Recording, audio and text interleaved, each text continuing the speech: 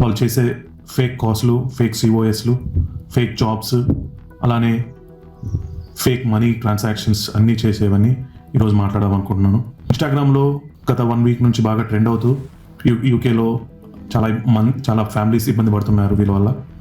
ఎలా అంటే కాస్ట్లు, అంటే సర్టిఫికేట్ ఆఫ్ స్పాన్సర్షిప్ అనేది ఒక జెన్యూన్ జాబ్ ఉంటేనే ఇవ్వాలి యాజ్ పర్ ద రూల్.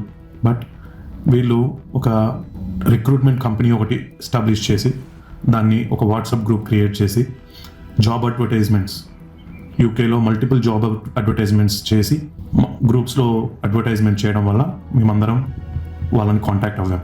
వాళ్ళు అప్లికేషన్ ఛార్జెస్, కాస్ట్ ఛార్జెస్, అలానే వాళ్ళ రిక్రూట్మెంట్ ఛార్జెస్ అని చెప్పేసి 15,500 to 20,000 pounds, అంటే 15 lakhs. మమ్మల్ని బెదిరించాడు, ఏం చేసుకుంటావు చేసుకోపోండి అని అన్నాడు. కాస్ట్ ఇప్పిస్తా అని చెప్పి మనీ తీసుకున్నారు. అతను బ్లాక్ చేసి అతని దగ్గర నుంచి ఎటువంటి రెస్పాన్స్ లేదు. నేను కూడా ఒక బాధితురాలని ఎందుకు ఇలా చేశారని అడిగినప్పుడు ఆయన నేను నీకు మళ్ళీ కాల్ చేస్తానని చెప్పేసి కాల్ కట్ చేసి ఆ తర్వాత నా నంబర్ అనేది బ్లాక్లో పెట్టింది. హాయ్ అండి, ఇది ఒక అవేర్నెస్ వీడియో. మా ఫ్యామిలీ గురించి కొంతమంది వ్యక్తులు డబ్బులు పెట్టి మరీ నెగిటివ్ ప్రచారం చేస్తున్నారు పర్సనల్ గ్రడ్జ్తో.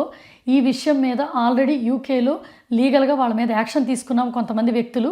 ఇక్కడ నుంచి పారిపోయిన 3 తెలుగు వాళ్ళు ఇండియా వెళ్ళి పని కట్టుకొని డబ్బులు పెట్టి మరీ పర్సనల్గా తీసుకొని దీన్ని నెగిటివ్ క్యాంపెయినింగ్గా చేస్తున్నారు. నాకు కానీ నా హస్బెండ్కి కానీ 21 ఏళ్ళగా ఇండియాలో ఎటువంటి కంపెనీలు మా పేర్ల మీద లేవు. మా పేర్లు చెప్పి కొందరు వ్యక్తులు డబ్బులు తీసుకుంటున్నారు. ఇటువంటి వాటిని నమ్మకండి. మాకేదున్నా యూకేలో మాత్రమే ఉంది. మా కంపెనీ పేర్లు కానీ మా వర్క్ ప్లేసులు కానీ మిస్యూజ్ చేసుకొని ఫాల్స్ ఇన్ఫర్మేషన్ని సర్క్యులేట్ చేస్తున్నారు. సో ఇటువంటి దాన్ని దయచేసి నమ్మకుండా రిపోర్ట్ చేయండి, ఎవరికైనా ఇన్ఫామ్ చేయండి. మా గురించి ఎటువంటి ఇన్ఫర్మేషన్ అయినా మేమే చెప్తాము సోషల్ మీడియాలో అఫీషియల్గా. And thank you so much. అవేర్గా ఉండండి, ఫాల్స్ ఇన్ఫర్మేషన్ని బిలీవ్ చేయకండి, సర్క్యులేట్ చేయకండి. Thank you. Nandu wall scam ఆరోపణల వెనుక అసలు నిజం ఏంటి? ఒకప్పుడు లండన్ వీధుల్లో ఆకలితో తిరిగిన అమ్మాయి ఒక పూట తిని మరో పూట ఎలా గడపాలో తెలియని పరిస్థితి. చేతిలో డబ్బు లేదు, వెనక నిలబడే వాళ్ళు లేరు, కానీ ఒక కళ మాత్రం ఉంది. ఆ కళ పేరు విజయం. ఆ కళను నిజం చేసుకోవడానికి కెమెరాను ఆయుధంగా మార్చుకుంది. తన జీవితాన్ని కథగా చెప్పుకుంది. లక్షల మంది ఆమె కన్నీళ్లను చూశారు, కష్టాలను విన్నారు, విజయాన్ని సెలబ్రేట్ చేశారు. ఇక అదే నందన, అదే నందూస్ వరల్డ్. కానీ ఇప్పుడు అదే పేరు సోషల్ మీడియాలో మరో కారణంతో మారుమ్రోగుతోంది. ఈసారి ప్రశంసలతో కారు, సంచలన ఆరోపణలతో. అభిమానాన్ని సంపాదించిన ఆ కుటుంబం నిజంగానే అభిమానుల డబ్బులను దోచుకుందా, లేక ఎవరో పనిన కుట్రకు బలైందా? ఇదే ఇప్పుడు అందరూ అడుగుతున్న ప్రశ్న. లండన్లోని చిన్న ఇంటి నుంచి మొదలైన ప్రయాణం కోట్ల మంది హృదయాలకు చేరుకుంది. నందన మాట్లాడే తీరు, ఆమె చెప్పే కష్టాల కథలు, విదేశాల్లో తెలుగు కుటుంబం ఎలా బ్రతుకుతుందో చూపించే వీడియోలు, ఇవన్నీ ప్రేక్షకులను బాగా ఆకట్టుకున్నాయి. ఆమె హస్కీ వాయిస్కు ప్రత్యేక ఫ్యాన్ బేస్ ఏర్పడింది. ప్రతి వీడియోకు లక్షల వ్యూస్ వచ్చాయి. ఒక్కోసారి ఆమె కష్టాల గురించి మాట్లాడితే కామెంట్లలో ప్రజలు కన్నీళ్లు పెట్టుకునేవారు. మీరు మాకు స్ఫూర్తి అని రాసేవారు. ఆ అభిమానం ఎంత పెరిగిందంటే సినిమా అవకాశాలు కూడా వచ్చాయి. ఒక సాధారణ యూట్యూబర్ నుంచి సెలబ్రిటీ స్థాయికి ఎదిగింది. అంత కలలా సాగిపోతున్న సమయంలో ఒక్కసారిగా ఒక వార్త సోషల్ మీడియాలో పేలింది. మొదట అది ఒక చిన్న పోస్టు మాత్రమే. ఎవరో ఒకరు సోషల్ మీడియాలో తాము మోసపోయామని రాశారు. చాలామంది దాన్ని పట్టించుకోలేదు. కానీ కొన్ని గంటల్లోనే అలాంటి పోస్టులు మరిన్ని కనిపించాయి. ఒకరి తర్వాత ఒకరు ముందుకు రావడం మొదలైంది. మా దగ్గర నుంచి డబ్బులు తీసుకున్నారు, వీసా ఇప్పిస్తామని నమ్మించారు, స్పాన్సర్షిప్ సర్టిఫికేట్ ఇస్తామని చెప్పారు అంటూ ఆరోపణలు వెల్లువెత్తాయి. మొదటి వీటిని చాలా మంది ఫేక్ అనుకున్నారు. ఎందుకంటే ఆరోపణలు ఎదుర్కొంటున్న వ్యక్తి ఎవరో కాదు, లక్షల మంది అభిమానించే నందన కుటుంబం. కానీ ఆరోపణలు పెరుగుతూనే వెళ్ళాయి. బాధితులుగా చెప్పుకుంటున్న కొందరి కథలు వినిపించడం మొదలైంది. వారి వాదన ప్రకారం యూకేలో ఉద్యోగ అవకాశాలు కల్పిస్తామని, వర్క్ పర్మిట్ వీసాలు ఇప్పిస్తామని చెప్పి లక్షల రూపాయలు వసూలు చేశారట. ఒక్కొక్కరి నుంచి 15 లక్షలు, 20 లక్షలు, కొన్నిసార్లు అంతకంటే ఎక్కువ మొత్తాలు కూడా తీసుకున్నారని చెబుతున్నారు. ఆశతో విదేశాలకు వెళ్లి జీవితాన్ని మార్చుకోవాలనుకునే కలతో వారు ఆ డబ్బులు ఇచ్చారట. ఎందుకంటే వారిని నమ్మించింది ఒక కంపెనీ కాదు, సోషల్ మీడియాలో ఎంతో పేరున్న కుటుంబం. ఎంత పేరున్న వాళ్ళు మోసం చేస్తారా అని ఆలోచించి డబ్బులు ఇచ్చామని కొందరు అంటున్నారు. ఇక్కడే కథ మరింత ఆసక్తికరంగా మారుతుంది. ఆరోపణలు చేస్తున్న వారి సంఖ్య ఒక్కరు కాదు, ఇద్దరు కాదు, 10 దాటిందని వార్తలు వచ్చాయి. కొందరు 50 మందికి పైగా బాధితులు ఉన్నారని చెబుతున్నారు. ఈ సంఖ్య నిజమా కాదా అన్నది అధికారికంగా తేలాల్సి ఉన్న ఆరోపణల తీవ్రత మాత్రం అందరినీ షాకు గురిచేసింది. సోషల్ మీడియా మొత్తం ఈ వార్తతో కదిలిపోయింది. యూట్యూబ్ వీడియోలు, ఫేస్బుక్ పోస్టులు, ట్విట్టర్ చర్చలు, ఎక్కడ చూసినా ఇదే టాపిక్. కానీ ప్రతి కథకు మరో కోణం కూడా ఉంటుంది. ఇక్కడ కూడా అదే జరిగింది. నందన అభిమానులు వెంటనే రంగంలోకి దిగారు. ఇదంతా కుట్ర, ఆమె ఎదుగుదలను చూసి కొందరు జీర్ణించుకోలేక ఇలా చేస్తున్నారు, నందన ఎప్పుడు అలాంటి వ్యక్తి కాదు అంటూ ఆమెకు మద్దతుగా నిలిచారు.